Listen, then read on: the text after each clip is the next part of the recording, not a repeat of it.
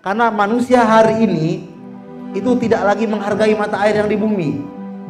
Air itu kan dalam ilmu tua-tua kita, air itu adalah pengantar energi paling baik. Bangsa hari ini sebetulnya rapuh. Kita berjumpa dengan tanduk kerbau yang diukir pakai aksara. Kita jumpai daun-daun lontar pakai aksara, kulit kayu pakai aksara, dan kita tidak bisa membacanya. Mula-mula tadi abang judul bang ya, judulnya lelaki di tengah hujan. Jadi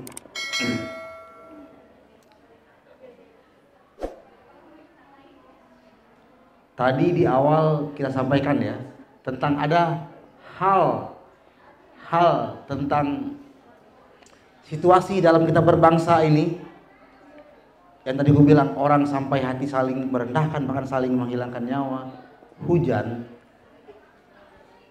Hujan dalam filsafat tua, bahkan di filsafat manapun di dunia ini, hujan itu dia berlambang kenangan. Bisa dicek.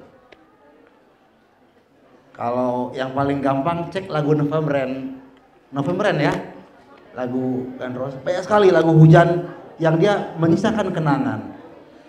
Dan hujan yang jarang disampaikan dalam ilmu pengetahuan kita, kan hujan ini adalah mata air langit. Hujan itu adalah air yang dia berasal dari mata air langit. Kenapa akhirnya kita berharap? Aku berharap pada hujan memang. Karena mata air bumi rupanya sudah nggak bisa diharapkan lagi. Karena manusia hari ini itu tidak lagi menghargai mata air yang di bumi. Hutannya di pangkal-pangkal mata air ditebang sehingga air menjadi, semua sungai hari menyusut.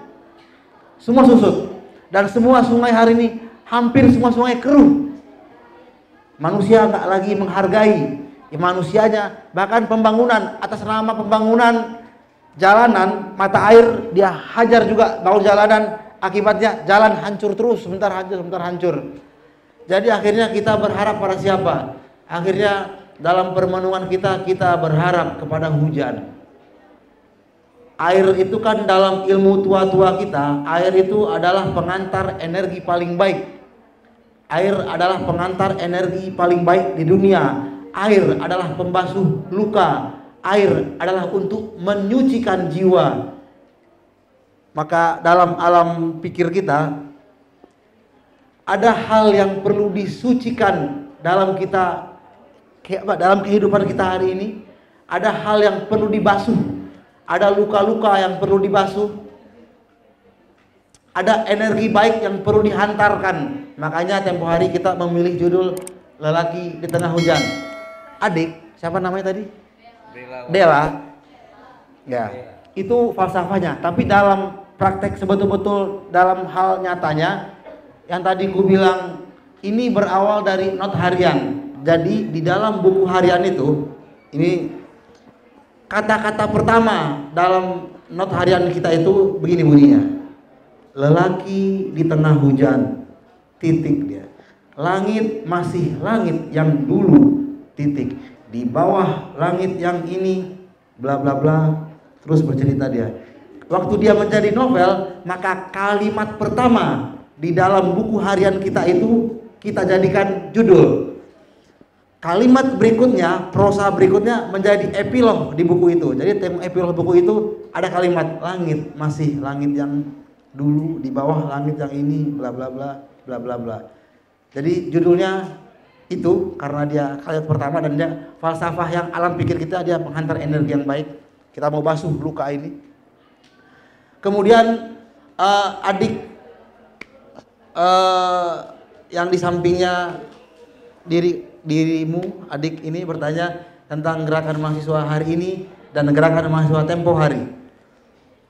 Adik, bahwa hari ini kan tumbuh dari masa lalu. Adik Mega, hari ini kan tumbuh dari masa lalu. Ini mantra kita nih tuh, hari ini tumbuh dari masa lalu. Tapi apakah hari ini kita perlu membebek pada masa lalu Masa lalu kan jadi pelajaran-pelajaran. Mana yang baik bisa kita tempuh jalankan terus, mana yang buruk kita koreksi. Tentang tadi adik bilang bagaimana gerakan hari ini. Kalau mau minta pendapat kita ya, pendapat kita pribadi. Sebagai gerakan mahasiswa, hari ini kamu jurusan apa, Dek? Sejarah. Sastra Indonesia. Hari ini tempo hari aku juga mulai hobi sastra. Sastra itu kan, Bang, dia sastra, mantra, tantra sama itu, Bang. Dia beda langgam aja. Tantra, sastra, mantra. Dia adalah sebuah kajian sebetulnya. Nah, dalam ilmu tempo hari kita mengkaji ilmu sastra bangsa ini. Sejarah itu sastra. Bagian dari sastra. Waktu tempo hari kita hendak menyilau sejarah bangsa kita, karena kan tidak ada pohon yang besar kalau akar tidak kuat. Ya enggak? Nah, bangsa ini menurut kita, kalau keliru nanti dimaafkan, nanti dikoreksi aja. Bangsa hari ini sebetulnya rapuh.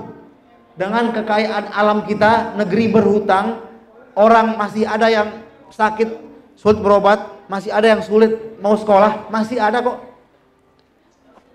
Masih ada jurang antara yang miskin dan kaya, masih ada. Maka bangsa sejujur-jujurnya hari ini rapuh. Kenapa rapuh? Karena akar tidak kuat.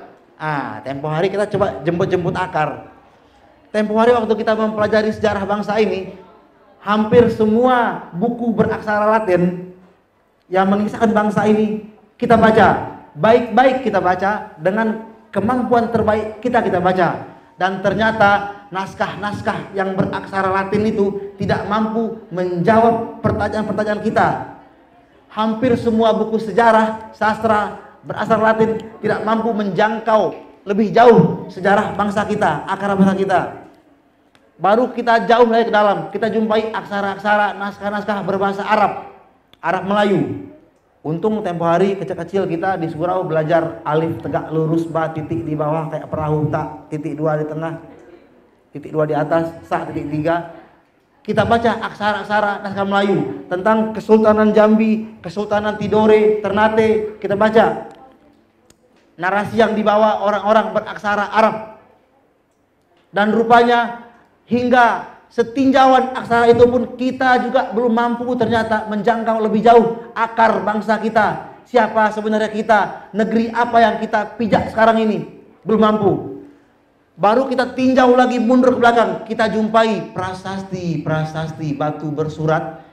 Kita berjumpa dengan tanduk kerbau yang diukir pakai aksara. Kita jumpai daun-daun lontar pakai aksara, kulit kayu pakai aksara, dan kita tidak bisa membacanya.